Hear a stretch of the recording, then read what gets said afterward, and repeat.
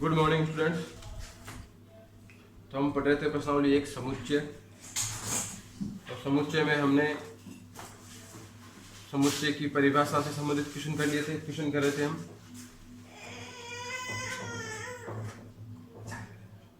समुच्चय की परिभाषा से संबंधित सवाल कर लिए हमने। उसके बाद हमने समुच्चय के लिखने की दो विधियां हैं, एक रोस्टर रूप, एक समुच्चय निर्माण रूप, उससे संबंधित सवाल किए थे। आज आगे देखते हैं रिक्त समुच्चय से संबंधित क्वेश्चन। तो प्रश्न आपका है, ये जो सवाल दिए हुए हैं उनमें कौन सा रिक्त समुच्चय है और कौन सा रिक्त समुच्चय नहीं है। दो से भाज्य, पहला सवाल है, दो से भाज्य विषम प्राकृत संख्याओं का समुच्चय। दो से भाज्य विषम प्राकृत संख्याओं का समुच्चय, पहला सवाल है।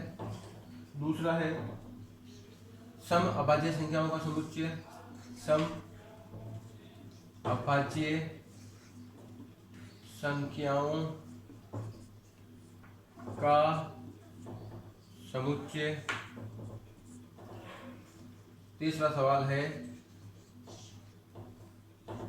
x जबकि x एक प्राकृत संख्या है। x जबकि x एक प्राकृत संख्या है। x छोटा है 5 से और साथ ही साथ x बड़ा है 7 से। चौथा सवाल है y जबकि y किन्हीं भी दो समांतर रेखाओं में उभयनिष्ठ बिंदु है। दो समांतर रेखाओं में उभयनिष्ठ बिंदु है। उभयनिष्ठ बिंदु है। तो आपका ये सवाल है, तो आपको बताए थे समुच्चय के प्रकार। तो इस सवाल में बताना है, ये 4 सवाल दे रहे हैं, चारों में कौन सा रिक्त समुच्चय का उदाहरण है और कौन सा रिक्त समुच्चय नहीं है। तो रिक्त समुच्चय में आपको बताया था, ऐसा समुच्चय जिसमें एक भी अवयव नहीं हो। एक भी अवयव नहीं हो तो उसे हम क्या कहेंगे, रिक्त समुच्चय कहेंगे। ऐसा समुच्चय जिसमें एक भी अवयव नहीं हो उसे रिक्त समुच्चय कहते हैं। इसका जो था, हम इसको या तो मंथली कॉन्स्ट्रक्ट से लिखेंगे या फाई से लिखेंगे। अब देखिए, यह आपका उदाहरण जो दिए हुए हैं, सवाल जो दिए हुए हैं, वो रिक्त समुच्चय है या नहीं। तो दो से भाज्य विषम संख्या, तो मुझे आप बताइए विषम संख्या की परिभाषा क्या होती है, जिसमें दो का भाग नहीं जाता है। तो यहाँ पे क्या कह रहा है, दो से भाज्य विषम संख्या, तो ऐसी संख्या होती ही नहीं है। तो ये कैसा है भाई, ये रिक्त समुच्चय का उदाहरण है। यस, ये कैसा समुच्चय है, ये रिक्त समुच्चय है। रिक्त समुच्चय क्यों है, क्योंकि दो से भाज्य विषम संख्या होती ही नहीं है, इसमें कोई भी अवयव नहीं आएगा। दूसरा है सम अभाज्य संख्याओं का समुच्चय। तो एकमात्र दो ऐसी संख्या है जो सम है और अभाज्य है। एकमात्र संख्या होती है दो, जो किस संख्या है, दो जो है सम अभाज्य संख्या है। सम अभाज्य संख्या है आपका 2। तो रिक्त समुच्चय की परिभाषा है, एक भी अवयव नहीं होना चाहिए। और यहाँ पे एक अवयव आ गया, क्या आ गया भाई, वो 2। तो ये रिक्त समुच्चय नहीं है। क्या नहीं है, ये रिक्त समुच्चय नहीं है। तो कौन सा हो सकता है, ये एकल समुच्चय है जिसमें एक ही अवयव है। x एक प्राकृत संख्या है, x का मान 5 से छोटा है और 7 से बड़ा। तो ऐसी कोई संख्या नहीं होती जो 7 से बड़ी हो, साथ ही साथ 5 से छोटी हो। तो ये भी जो है एक रिक्त समुच्चय का उदाहरण है। x क्या एक ऐसी संख्या है तो 7 से बड़ी है तथा 5 से छोटी हो ऐसा हो ही नहीं सकता। दो समांतर रेखाओं में उभयनिष्ठ बिंदु, तो भाई दो समांतर रेखाएं किससे कहते हैं? ऐसी दो रेखाएं जो कभी भी एक दूसरे को कहीं नहीं मिले, एक दूसरे को कभी भी नहीं काटे, दोनों के बीच की दूरी हमेशा बराबर बनी रहे। तो जब दोनों के बीच की दूरी बराबर रहेगी, कभी एक दूसरे को नहीं काटेगी, तो दोनों पे उभयनिष्ठ बिंदु कैसे आएगा? तो ये भी क्या है? ये भी आपका एक रिक्त समुच्चय का उदाहरण है, क्योंकि अगर दो रेखा एक दूसरे को काटती है तो दोनों का उभयनिष्ठ बिंदु ये है। ये बिंदु इस रेखा पे भी उपस्थित है, ये बिंदु इस रेखा पर भी उपस्थित है। लेकिन जब दो रेखाएं समांतर होगी तो दोनों पे कोई भी उभयनिष्ठ बिंदु नहीं आएगा, और जब एक भी अवयव नहीं होगा तो वो क्या हो जाएगा? रिक्त समुच्चय।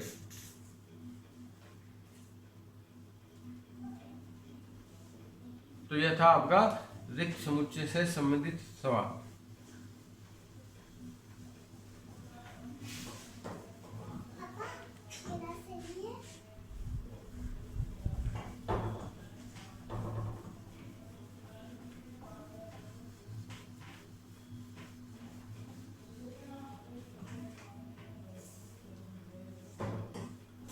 अगला सवाल है आपके, जो सवाल दिए गए उनमें बताना है कौन सा परिमित समुच्चय है, कौन सा अपरिमित समुच्चय है। तो पहला है वर्ष के महीनों का समुच्चय, वर्ष के महीनों का समुच्चय। दूसरा है आपके 1 2 3 और पीछे डैश डैश डैश मतलब अनंत तक। 1 2 3 लास्ट खत्म हो गया 100 तक। चौथा है 100 से बड़े धन पूर्णांकों का समुच्चय, 100 से बड़े धन पूर्णांकों का समुच्चय। 99 से छोटे अभाज्य पूर्णांकों का समुच्चय।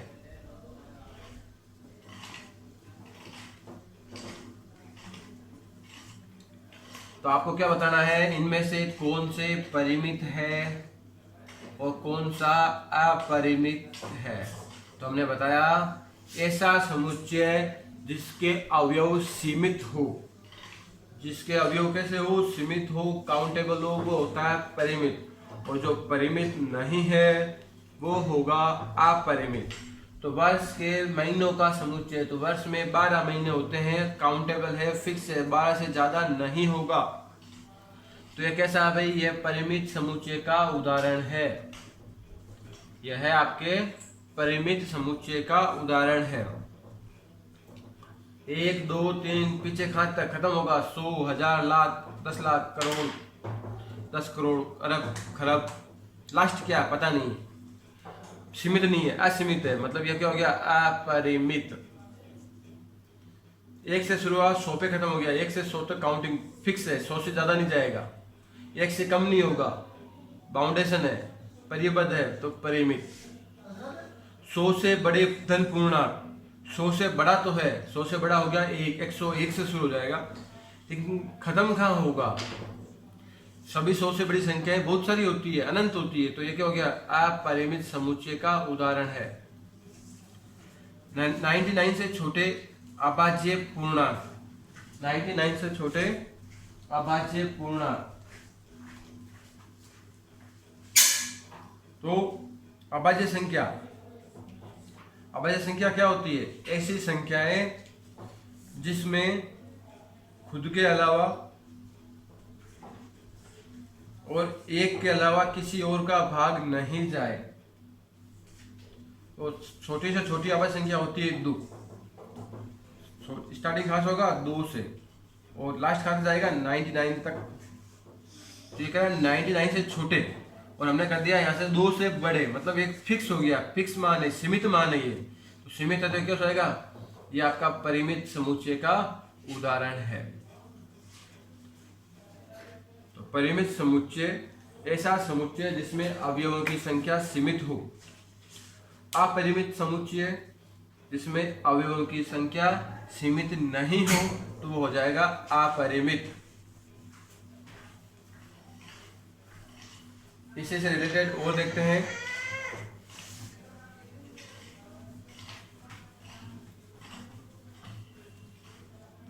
देखिए और उदाहरण देखते हैं। एक्स एक्स के समांतर रेखाओं का समुच्चय, एक्स एक्स के समांतर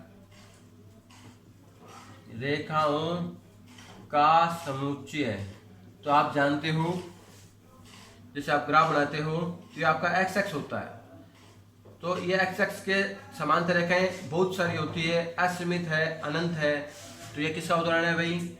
यह है अपरिमित समुच्चय का उदाहरण है। अंग्रेजी वर्णमाला के अक्षरों का समुच्चय, अंग्रेजी वर्णमाला के अक्षरों का समुच्चय। तो अंग्रेजी वर्णमाला के अक्षर आपको फिक्स होते हैं, 26 होते हैं, काउंटेबल है, सीमित है, इसलिए हो गया आपके परिमित समुच्चय का उदाहरण। उन संख्याओं का समुच्चय जो 5 का गुणज है, उन संख्याओं का समुच्चय जो 5 का गुणज है।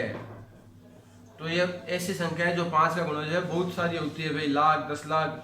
जिस संख्या के पीछे 0 लिखा हुआ है वो 5 का गुणज होता है। तो ये हो जाएगा अपरिमित का उदाहरण। पृथ्वी पर रहने वाले जानवरों का समुच्चय, पृथ्वी पर रहने वाले जानवरों का समुच्चय।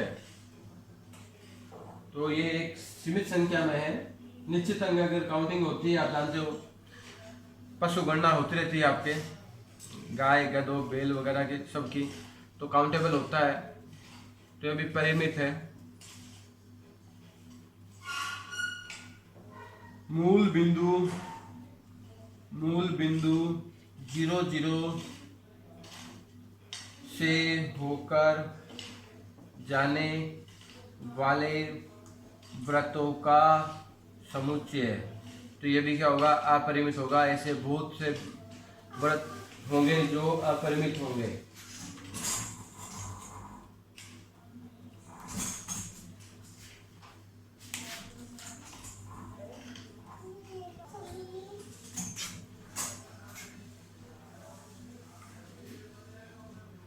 अब आपका अगला सवाल है, हमने पढ़ा था समान समुच्चय से संबंधित। तो आपको बताना है, टेबल दी हुई है, मैच करना है कौन सा समान समुच्चय है अथवा नहीं। ए बराबर बी कौन सा है या नहीं। पहला है आपका एक समुच्चय ए है जिसमें 4 अवयव हैं, ए बी सी डी। दूसरा समुच्चय बी है जिसमें भी 4 अवयव हैं, डी सी बी ए। तो आपको बताना है क्या ये दोनों बराबर समुच्चय है, समान समुच्चय है या नहीं। तो समुच्चय ए में कितने अवयव हैं? समुच्चय ए में 4 अवयव हैं। समुच्चय बी में भी 4 अवयव हैं। पहला अवयव है ए, इसमें ए है। दूसरा अवयव है बी, इसमें बी है। तीसरा है सी है। चौथा है डी। तो चारों के 4 अवयव मौजूद हैं, इसलिए इसमें ये दोनों समान समुच्चय है, तुल्य समुच्चय है। दूसरा सवाल,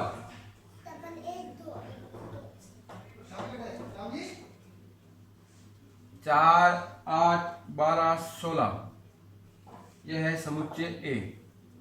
दूसरा है समुच्चय बी, 8, 4, 16, 18। तो समुच्चय ए में 4 अवयव हैं, समुच्चय बी में भी 4 अवयव हैं। तो देखिए पहला अवयव है 4, इसमें मौजूद है। दूसरा अवयव है 8, मौजूद है। तीसरा है 12, नहीं है। चौथा है 16 है, लेकिन एक अवयव 12 है वो इसमें नहीं है, इसलिए ए बी के तुल्य समुच्चय नहीं है। तुल्य समुच्चय या समान समुच्चय कहते हैं जितने अवयव ए में है उतने बी में होने चाहिए और वही अवयव होने चाहिए जो ए में है। क्रम का यहाँ पे कोई भी महत्व नहीं है। तीसरा सवाल, ए बराबर 2 4 2 4 6 8 10। इधर बी है x, जबकि x सम धन पूर्णांक है। कैसा है? सम है, धन है और साथ में पूर्णांक है। और शर्त दे दी आपको, x का मान 10 के बराबर तथा 10 से छोटा है। तो ऐसी संख्या, इसको देखो, ये तो आपका है समुच्चय निर्माण रूप, यह है आपका समुच्चय निर्माण रूप, यह है आपका रोस्टर रूप, रोस्टर, और ये कैसा है? समुच्चय निर्माण रूप। तो देखिए, सम संख्या किससे कहते हैं? जिसमें 2 का भाग जाता है। 10 से छोटी होनी चाहिए, 10 भी शामिल है, 10 के नीचे ये शामिल का चिन्ह दिया हुआ है। तो 2 4 6 8 10 ये सेम आएगा नहीं आएगा? इसको जब आप रोस्टर रूप में लिखोगे तो ये 2 4 6 8 10 यही आएंगे।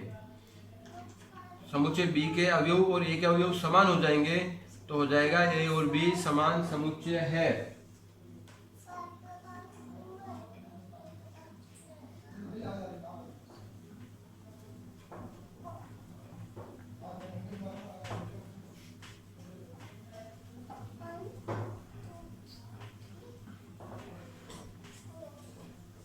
अब आगे देखते हैं चौथा, x जबकि x संख्या 10 का एक गुणज है। संख्या 10 का एक गुणज है।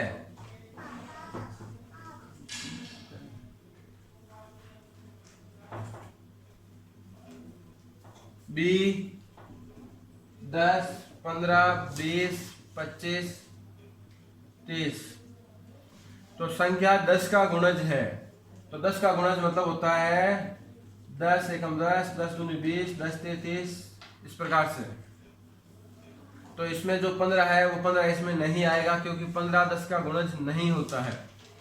तो ए और बी समान समुच्चय नहीं है। आगे और देखते हैं। पांचवा, समुच्चय ए में 2 अवयव है, 2 और 3। समुच्चय बी में क्या दिया हुआ है? x, जबकि x क्या है? एक समीकरण है x² प्लस 5x प्लस 6 बराबर 0 का हल है। समुच्चय में 2 अवयव है, 2 और 3। इसको जब हल करोगे तो x का मान आएगा -2 -3। तो ये समान समुच्चय नहीं है। इसके जब आप गुणनखंड करोगे x² plus 2x plus 3x plus 6 बराबर 0।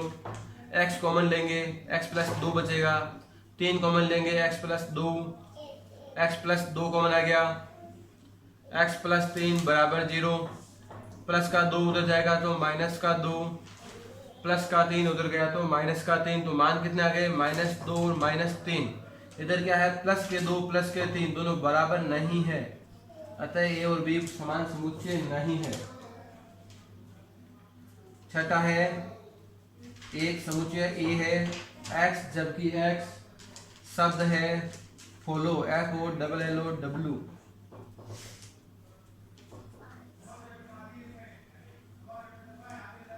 FOLLOW शब्द का एक अक्षर है, का एक अक्षर है।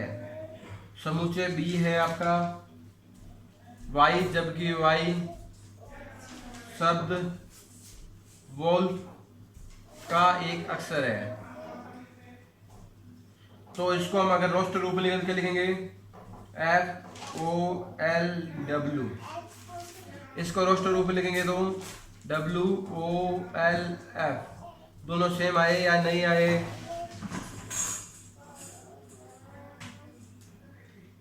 तो दोनों सेम आ गए हैं। तो ये भी क्या है भाई? समान समुच्चय है। ए बराबर बी आपका है यहाँ पे।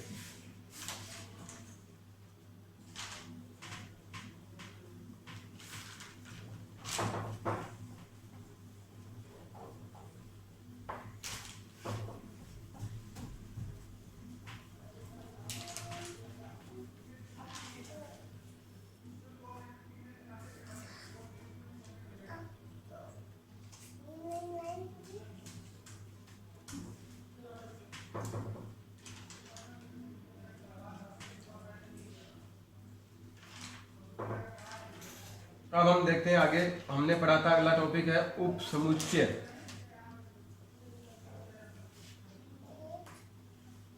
तो मैंने आपको बताया था उप समुच्चय, समुच्चय ए समुच्चय बी का उप समुच्चय कहलाता है यदि ए के सारे अवयव बी में मौजूद हो।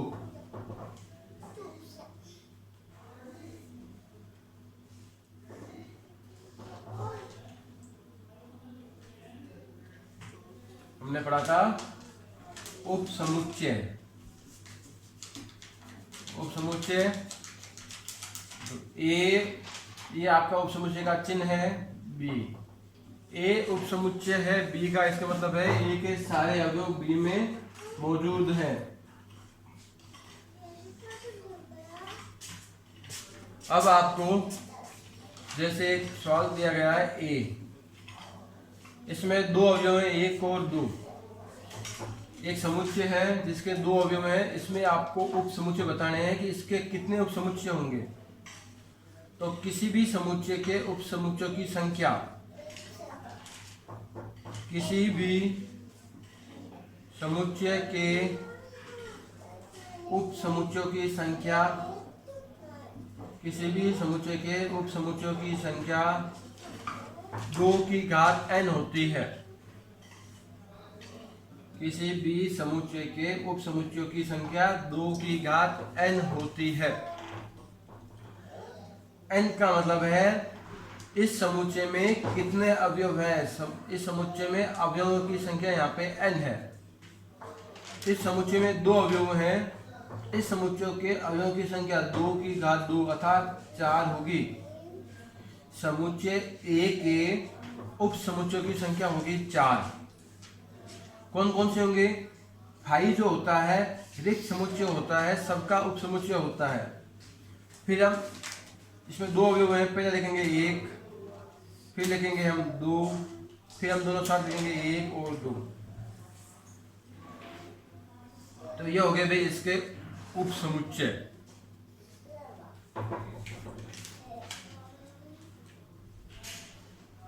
पहले आपको क्या करना है, सबका फाई एक उप समुच्चय होता है, सबके आगे फाई लिखना है। फिर जितने भी अवयव दिए हो उनको एक एक लेंगे, फिर 2 2 के जोड़े, 3 3 के जोड़े सब बनाएंगे, जोधपुर सब होगा। अब एक इसमें और आता है घात समुच्चय। घात समुच्चय, घात मतलब आप जानते हो पावर होता है, घात को हम अंग्रेजी में पावर कहते हैं, तो पावर सेट।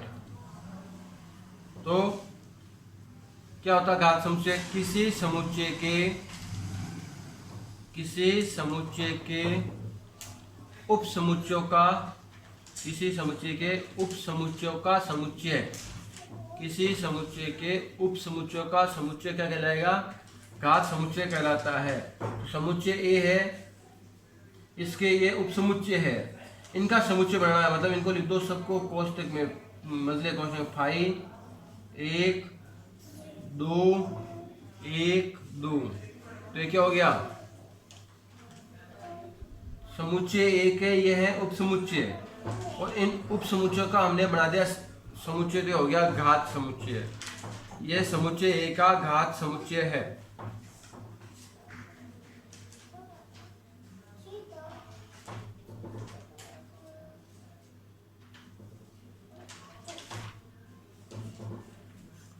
तो ध्यान देंगे,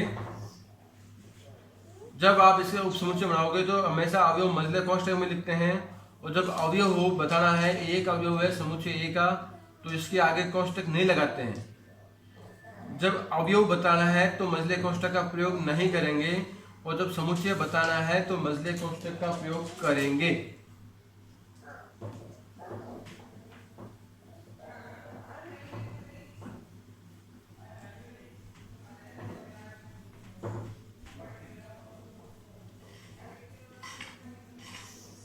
तो देखिए, जैसे क्वेश्चन है, आपको बताना है कौन सा सत्य है कौन सा असत्य है। नंबर 1, ए बी उप समुच्चय नहीं है, बी सी ए का। नंबर 2, ए ई उप समुच्चय है एक्स, जबकि एक्स अंग्रेजी वर्णमाला का स्वर है, अंग्रेजी वर्णमाला का स्वर है। 1 2 3 उपसमुच्चय है, 1 3 5 का ए उपसमुच्चय है, ए बी सी का ए अवयव है, ए बी सी का। देखिए 5 सवाल है, आपको बताना इनमें से कौन सा सत्य है, कौन सा असत्य है। इस समुच्चय में 2 अवयव हैं, कौन कौन से, ए और बी। इस समुच्चय के दोनों अवयव इसमें मौजूद है, तो यह इसका उपसमुच्चय है। क्या है, ए बी बी सी ए का उपसमुच्चय है। इसने क्या लिखा है, उपसमुच्चय नहीं है, इसलिए यह कथन क्या हो गया, असत्य हो गया। तो यहाँ पे क्या है, ए बी सत्य क्या होगा, ए बी उपसमुच्चय है बी सी ए का। इस समुच्चय में 2 अवयव है, ए और ई, और इसमें आपके 5 अवयव होते हैं, ए ई आई ओ यू। तो ये दोनों अवयव यहाँ पे मौजूद है या नहीं है, और लिखा हुआ उपसमुच्चय है, तो मतलब ये सत्य बात है, बिल्कुल सत्य कथन है। ये लिखा हुआ यह है इसका उपसमुच्चय है, मतलब इसके तीनों अवयव इसमें मौजूद होने चाहिए, लेकिन इसका अवयव 2 यहाँ पे मौजूद नहीं है, तो यह कथन असत्य है। यह इसका उपसमुच्चय नहीं है, क्योंकि 2 इसमें है लेकिन यहाँ पे 2 नहीं है। यह सत्य है, क्योंकि यहाँ पे ए है, इसमें ए है। ए इसका उपसमुच्चय है, ए इसका अवयव नहीं है, असत्य है। यह सत्य कब होता, जब आप इस प्रकार से लिखते ए अवयव है ए बी सी का,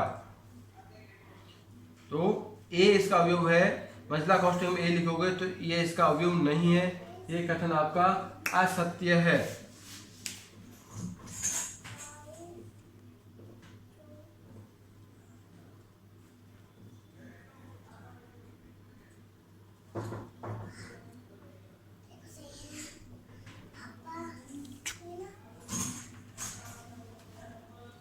तो आपको लिखा हुआ है कि ए अवयव है ए बी सी का, तो ये ए जो है ए बी सी का अवयव नहीं है। ये कथन कैसा है, ये कथन असत्य है, क्योंकि जब अवयव बताते हो तो अवयव के आगे कभी भी मंझले कोष्ठक का प्रयोग नहीं होता है। मंझले कोष्ठक का प्रयोग करके बताते हो तो वो होता है उपसमुच्चय। तो आज के लिए इतना ही, बाकी अगले वीडियो में करते हैं। धन्यवाद।